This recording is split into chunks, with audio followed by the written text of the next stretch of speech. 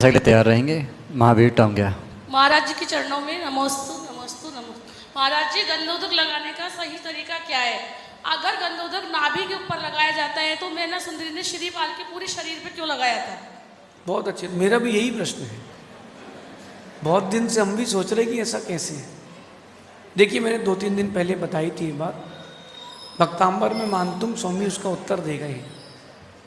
दिग्ध देहा, गंधोदक जो है वो पवित्र है, शुचि है, वो आपको उत्तम स्थानों में लगाना चाहिए। अगर लेकिन किसी को रोग आदि हो जाते हैं वो उसमें प्रयोग भी करते हैं तो इसमें कोई पाप नहीं है, क्योंकि अवक्ष दवाई का सेवन कर रहे हैं उससे तो बहुत अच्छा है। श्रद्धा से करेंगे तो काम होता है, और मेरी तो पूरी श्रद्धा है तो उत्तम अंग में भी लगाते हैं। जिनको रोग होता है वो रोग आदि में भी लगाते हैं। आगम में इसका निषेध नहीं है, व्यक्तिगत व्यक्ति की श्रद्धा है। ऐसा कोई श्लोक हमको पढ़ने में नहीं आया अभी तक कि भगवान का गंधोदक कहाँ कहाँ लगाना चाहिए। किसी को मिले तो ज़रूर हमारे पास तक भी भिजवाएं कि कहाँ कहाँ लगाना चाहिए, ऐसा समझिए। अगली जिज्ञासा के लिए तैयार रहेंगे। रानू जैन। परम पूज्य त्रैमुनि राजा के पावन चरणों में नमस्तु नमस्तु। सामान्य सा प्रश्न है महाराज जी। ओम रीम श्रीम क्लीम एम बड़े बाबा अरहम नमः। वहाँ जो बाबा शब्द आया है, पहले भी हो सकता है प्रश्न आपके पास आया हो, तो बाबा शब्द हमने जब तक सुना है तो जब हम छोटे से तब भगवान को बाबा हमने बहुत कम सुना है। हो सकता है बाबा का अभिप्राय भगवान से लिया हो, मगर अब जब बहुत ज़्यादा प्रचलन में अभी ये बाबा शब्द हमारे धर्म में हम सुनने को आ रहे हैं, तो ऐसा लगता है कि जो अन्य मत में बाबा शब्द आया है तो उससे थोड़ा सा हम तो कहीं आगे जाकर थोड़ा सा आपका इसमें मार्गदर्शन देखिए क्या उचित है। जब मंत्रों का उच्चारण करते हैं तो मंत्रों के लेखन, मंत्रों के उच्चारण, इनके लिए भी व्याकरण और नियमावली दी गई है।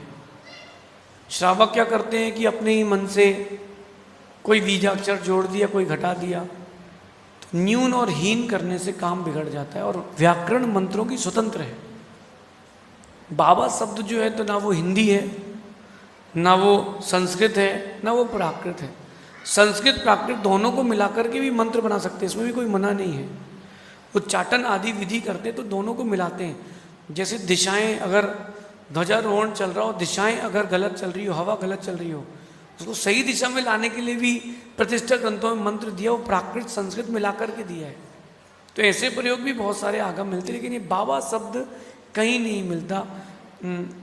कहीं बोलते हैं खड़े बाबा, कहीं बोलते हैं बड़े बाबा, कहीं बोलते, ये श्रावकों की श्रद्धा है। कहीं बोलते काले बाबा। तो ये अन्य मत से प्रभावित होकर तो ये देखिए, कहीं ना कहीं से बाहर की हवा तो लगी है, लेकिन ओम रीम श्रीम क्लीम एम अरहम, ये सबसे महत्वपूर्ण और सबसे पावरफुल बीजाक्षर हैं। इनकी आराधना से बहुत कुछ मिलता है। और बड़े बाबा, कुंडलपुर के बड़े बाबा, उनके प्रति व्यक्तिगत रूप से देखें या फिर सामूहिक रूप से भारत के प्रत्येक श्रावक की एक अलग ही श्रद्धा है, और उस श्रद्धा को आप बदल नहीं सकते। तो वो जो मंत्रों का प्रयोग चल रहा है वहाँ पर, भले ही वो करते रहें, मेरे हिसाब से तो बदल देना चाहिए, लेकिन बदलेगा नहीं क्योंकि श्रद्धा में बैठ चुका है। तो मेरे हिसाब से अब वो जो चल रहा है कोई बात नहीं, नवीन प्रकार से कोई ऐसे मंत्रों का निर्माण कम से कम ना किया जाए जो आगे अपने लिए विरुद्ध हो। बाबा शब्द आगम का नहीं है। आप भगवान ऋषभ देव की माला फेरेंगे तो मुझे लगता है कि भगवान ज़्यादा आपको वहाँ तक आपकी पुकार जाएगी।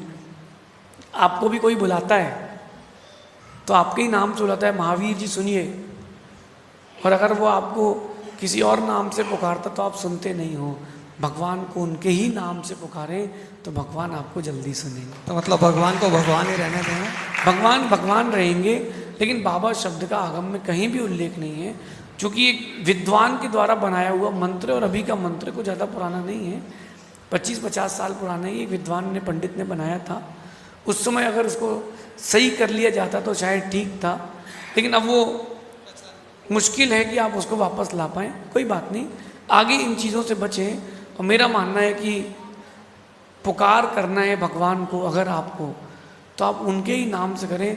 ऋषभ देव कुंडलपुर के बड़े बाबा बोलने की जगह कुंडलपुर के ऋषभ देव बोलें, भगवान ऋषभ देव आदिनाथ भगवान की जय, या उनकी माला फिरें। मुझे ऐसा लगता है कि शायद और अधिक लाभ होगा, बाकी सबकी अपनी निजी श्रद्धा है, ऐसा समझता हूँ। अगली जी क्या साइड